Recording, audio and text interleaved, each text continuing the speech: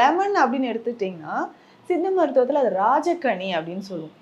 ராஜக்கனினா எல்லா நோய்க்குமே அதை பயன்படுத்தலாம்.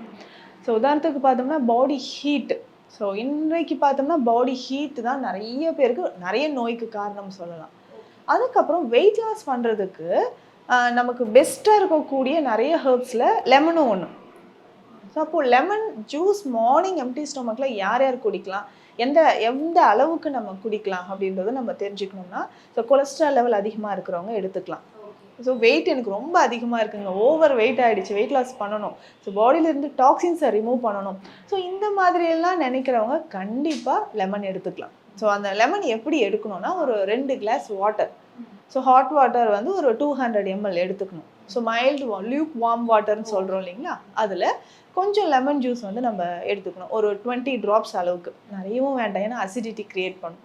ஸோ ஒரு 20 ட்ராப்ஸ் லெமன் விட்டுட்டு கொஞ்சம் ஹனி மிக்ஸ் பண்ணி காலையிலே இதை குடிச்சிட்டோம்னா நல்ல பாடி வந்து இருக்கக்கூடிய டாக்ஸின்ஸ் நமக்கு ரிமூவ் ஆகுதுன்னு சொல்லலாம். ஸோ லிவருக்கு ரொம்ப பெஸ்ட்டாக இருக்கும் அது.